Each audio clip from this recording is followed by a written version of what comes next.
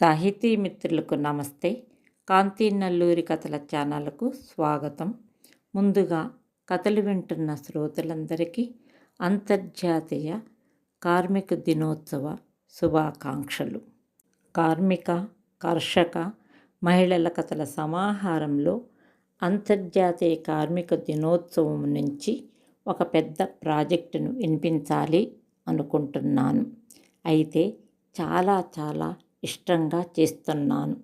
దీనికి మీ అందరూ ప్రోత్సహిస్తారన్న నమ్మకం ఉంది. లైక్ కొట్టి, కామెంట్ పెట్టి, షేర్ చేసి, నా ఛానల్ను సబ్స్క్రైబ్ చేసి నన్ను ఉత్సాహపరచాలని నా ఆకాంక్ష. ఉత్సాహపరుస్తారు కదూ. ఇంతకు అదేంటో అని కదూ.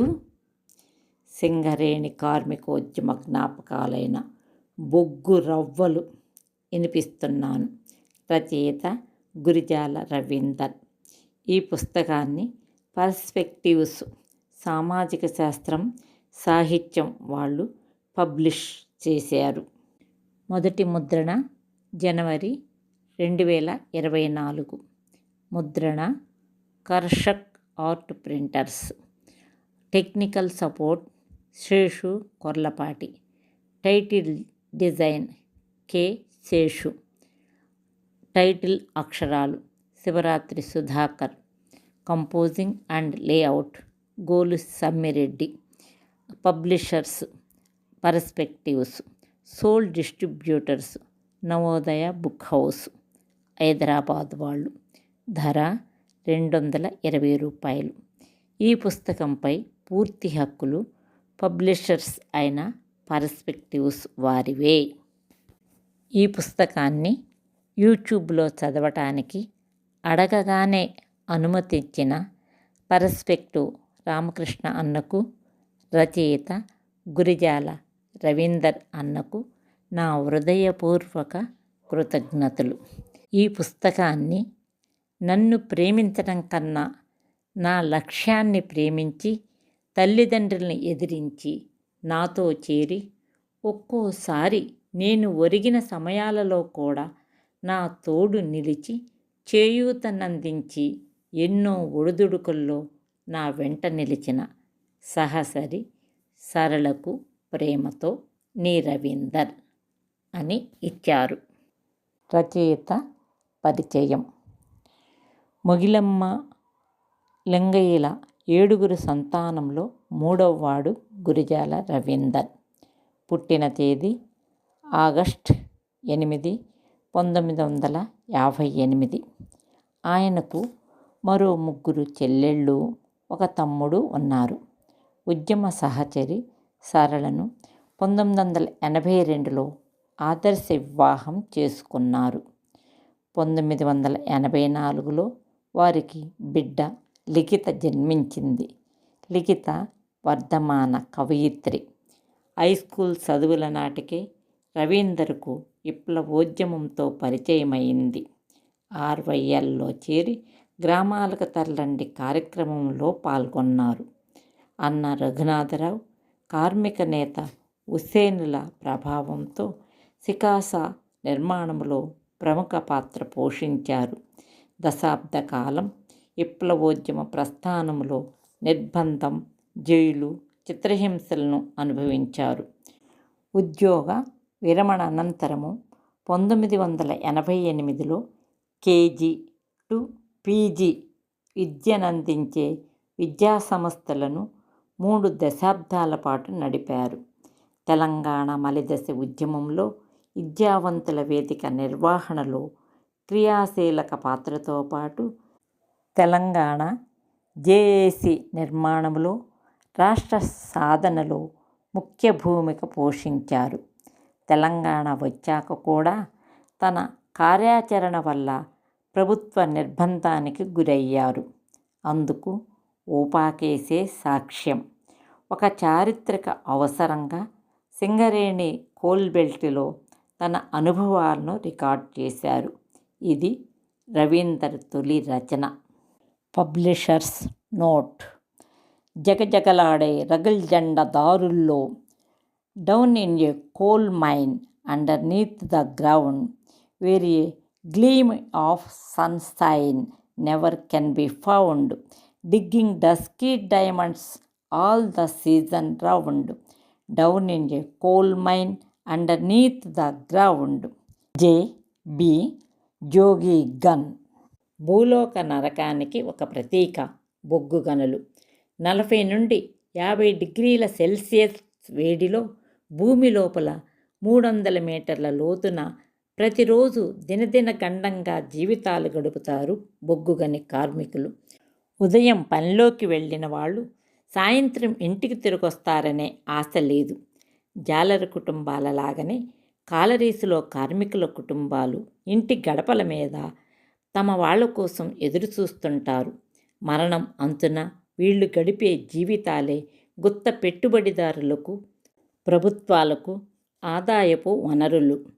బొగ్గు గనుల్లో కార్మికులు అర్ధాకలితో కొంత, ఎక్కువగా శ్వాసకోశ వ్యాధులతో అర్ధాంతరంగా జీవితాలు ముగుస్తుంటాయి. ఒక్కొక్క గనిలో ప్రమాదం సంభవిస్తే అక్కడ మరణాలు వేలల్లో వందల్లో ఉంటాయి. కొన ఊపిరితో బతికినా కూడా మిగతా జీవితకాలమంతా వాళ్ళు జీవచ్ఛవాలే. జీవన్మరణాల సంగతటుంచితే బొగ్గు గనుల కోసం వ్యవసాయ భూముల నుంచి రైతులను వెళ్ళగొడతారు. ఈ నిర్వాసితుల బాధలు అనంతం. దీనికి తోడు కొత్తగా మొదలయ్యే ఓపెన్ కాస్ట్ మైనింగ్ వల్ల ఆ పరిసర గ్రామాలు బొగ్గుట్టలుగా మారతాయి. పంట పండదు, భూమి పొరల్లో నీరుండదు, గాలి కాలుష్యంతో శ్వాస కూడా కష్టమే. అయినా పెట్టుబడి లాభాలే లక్ష్యమైన ప్రభుత్వాలకు, మల్టీనేషనల్స్కి ఇవేవీ పట్టవు. ప్రపంచంలోనే అతిపెద్ద బొగ్గుగని ప్రమాదం 26/4/1942 చైనాలోని బెనిక్స్ హ్యూ గనిలో జరిగింది. 1549 మంది కార్మికులు సజీవ సమాధి అయ్యారు. మన దగ్గర 28/5/1965 ధన్బాద్, జార్ఖండ్ జిల్లాలో దోరీ గనుల్లో 268 మంది చనిపోయారు. గుర్తించ వీలులేని స్థితిలో ఉన్న ఆ దేహాలలో కొందరిని వాళ్ళ నెత్తినున్న టోపీలకుండే గుర్తింపు సంఖ్య ద్వారా తెలుసుకున్నారు. ఈ ప్రమాదం జరిగిన 26 రోజుల తర్వాత మొదటి కార్మికుడి మృతదేహాన్ని గుర్తించారు. కార్మికుల కుటుంబాలకు ఎవరూ ఎటువంటి నష్టపరిహారం ఎన్నడూ చెల్లించలేదు.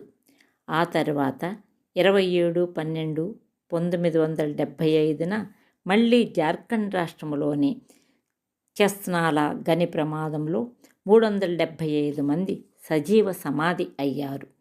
37 ఏళ్ల తర్వాత కోర్టు ఆ ప్రమాదానికి కారణంగా గుర్తించిన కొందరికి ఏడాది జైలు, 5,000 జరిమానా విధించింది. పేరుకే one family, one vision, one mission. కానీ కార్మికుల బతుకుల నిండా బొగ్గుట్టల దుమ్ము, ధూళి, ఎలువడే ప్రమాదకరమైన రసాయనిక విషవాయువులు. ఇక మన దగ్గర సింగరేణికి వద్దాం. గోదావరి ప్రాణహిత పరిసర ప్రాంతాల నడుమ ఉన్నదే సింగరేణి భూగర్భ ఖనిజం. భూగర్భ పొరల్లో నిక్షిప్తమైన ఈ విలువైన బొగ్గు సింగరాయపల్లె అనే కుగ్రామంలో బయటపడింది. ప్రైవేట్ వ్యక్తుల నుంచి క్రమంగా ఈ గనులు ప్రభుత్వ ఆధీనంలోకి వెళ్ళాయి. 1920 డిసెంబర్ 23న ఈ గనిని ప్రారంభించారు. సింగరేణి నుంచి కేవలం బొగ్గు ఉత్పత్తే కాకుండా 2015 నుంచి విద్యుత్ ఉత్పత్తి రంగంలోకి కూడా సింగరేణి అడుగుపెట్టింది.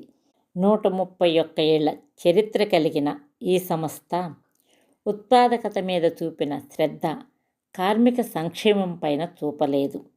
అధునాతన యంత్రాల రాకతో సంస్థలో కార్మికుల భాగస్వామ్యం తగ్గుతుంది. దీనితో అభివృద్ధి పేరున గని కార్మికుల జీవితాల్లో మరో విధ్వంసానికి యాజమాన్యం తెరతీసింది. సింగరేణి యాజమాన్యం కనుసన్నల్లో గని కార్మికులపై అనేక విధాలైన అణిచివేతలు కొనసాగాయి. కాంట్రాక్టర్లు, గూండాలు, వడ్డీ వ్యాపారులు, లిక్కర్ మాఫియా గ్యాంగులు కార్మికుల జీవితాలతో చెలగాటమాడారు. శ్రమజీవుల నెత్తురు, చెమట, కన్నీళ్లతో తడిచిన ఈ రాకాసి బొగ్గు గనుల్లో కార్మికుల జీవితాలు అణగారిపోతున్నాయి. మరోపక్క సింగరేణిలో యాజమాన్యం గుర్తింపు పొందిన కార్మిక సంఘాలు కంటితుడుపుగా ఆర్థిక పోరాటాలకే పరిమితమయ్యాయి. దీనికి తోడు రాజ్యహింస కూడా పెరిగేసరికి కార్మికుల పరిస్థితి పెనమ్మేంచి పొయ్యిలో పడ్డట్టయింది. ఈ స్థితిలో 1981లో సింగరేణి కార్మికులు జీవన్మరణ పోరాటంగా చేసిన 56 రోజుల సమ్మెలో సింగరేణి కార్మిక సమాఖ్య సికాసా అనే మిలిటెంట్ కార్మిక వర్గ ట్రేడ్ యూనియన్ పుట్టింది.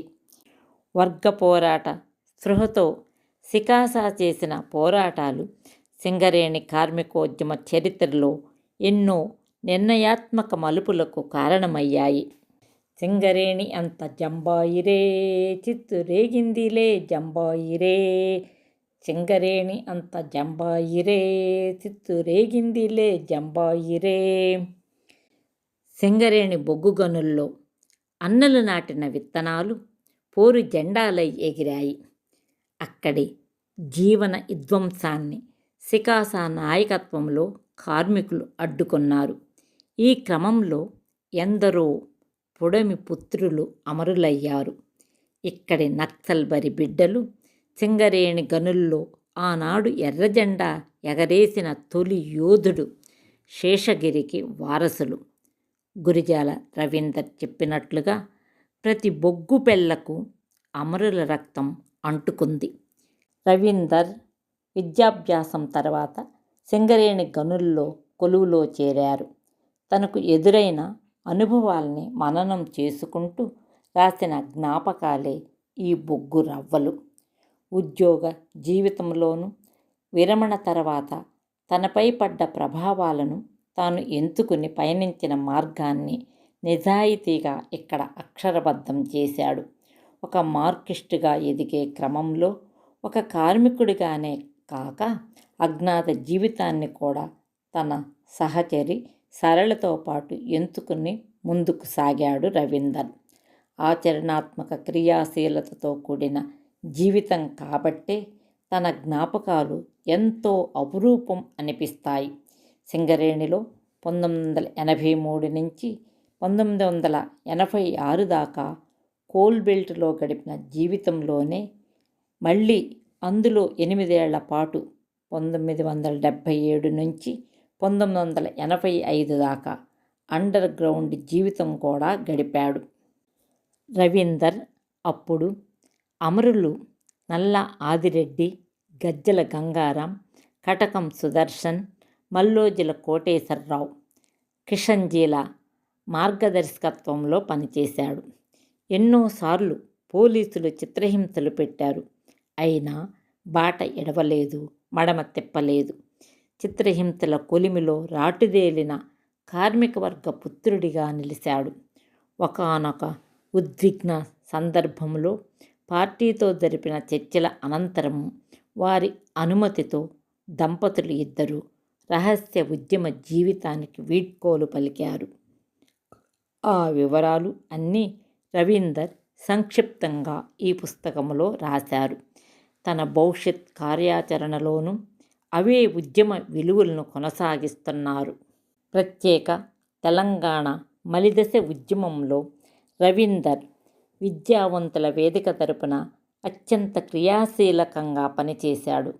తెలంగాణ ఉద్యమ విజయానికి ఆరుగాలం శ్రమించాడు. వందలాది సమావేశాల్ని ఏర్పాటు చేశాడు. అలా ఇప్పటికీ ఏదో ఒక ఉద్యమంతో ముందుకు సాగుతున్నాడు. నవంబర్ 2000లో ఎండి మునీర్, ఎండి అన్వర్లు రాసిన సింగరేణి పుస్తకాన్ని ప్రచురించాం. బొగ్గురవ్వలు మేము ప్రచురిస్తున్న మరో పుస్తకం 1987లో రఘోత్తమరెడ్డి రాసిన నల్ల వజ్రం సింగరేణి మీద వచ్చిన తొలి నవల. ఆ తర్వాత అల్లం రాజయ్య, తాడిగిరి పోతరాజు, పి చందు, మోతే శంకర్, జాతశ్రీ, హుసేన్ ఇంకా మరికొందరు సింగరేణి కోల్ బెల్ట్ జీవితాలపై రాశారు. అయితే బొగ్గురవ్వల ప్రత్యేకత ఎక్కడంటే ఈ జ్ఞాపకాలు కష్టాల కొలిమిలో రాటిదేలిన గురిజాల రవీందర్ స్వీయ జీవిత అనుభవాలు. సికాస పిలుపుకు స్పందించి కొనసాగిన జీవితాన్వేషణ, విమర్శ, ఆత్మవిమర్శ అనే సైద్ధాంతిక ప్రాతిపదికన సాగిన ఉద్యమ జైత్ర యాత్రలో ఒక రెడ్ గార్డ్ అనుభవాల సారాంశం ఈ జ్ఞాపకాలు. ఈ పుస్తకం ఇలాంటి పుస్తకాలు రాసేవారికి ఇదొక నమూనా. అందుకే ఈ పుస్తకానికి ఇంతటి సాధికారత ఉంది. గురిజాల రవీందర్ రాసిన బొగ్గురవ్వలు 2024-25 సంవత్సరాలలో హిందీ, ఇంగ్లీష్ భాషలలో వెలువడనున్నాయి. రచయితగా రవీందర్కు, పబ్లిషర్స్గా పర్స్పెక్టివ్స్కి ఇంతకన్నా ఆనందించే విషయమేముంటుంది? తొలి పుస్తకంతోనే అరుదైన విజయాన్ని సాధించిన రవీందర్కు మా అభినందనలు. ఆర్కే పర్స్పెక్టివ్స్, సామాజిక శాస్త్రం, సాహిత్యం, హైదరాబాద్, 8 జనవరి 2024. మిత్రులారా, రచయిత రవీందర్ పరిచయము, పర్స్పెక్టివ్ వారి పబ్లిషర్స్ నోట్ నచ్చాయా? నచ్చితే పూర్తిగా విన్న తర్వాత లైక్ కొట్టడం మర్చిపోతున్నారు కనుక వినేటప్పుడే లైక్ కొట్టి, విన్న తర్వాత కామెంట్ పెట్టి బంధువులకు, మిత్రులకు, సింగరేణి కార్మికులకు షేర్ చేయండి. ఇప్పటి వరకు నా ఛానల్ను సబ్స్క్రైబ్ చేయని వారు సబ్స్క్రైబ్ చేసి రేపు చేయబోయేదానికి నా నిండా ఉత్సాహాన్ని నింపుతారు కదూ. అల్లం రాజయ్య గారి ముందు మాట ఓ సమీక్షతో రేపే కలుసుకుందాం. అప్పుడు దాకా సెలవా మరి.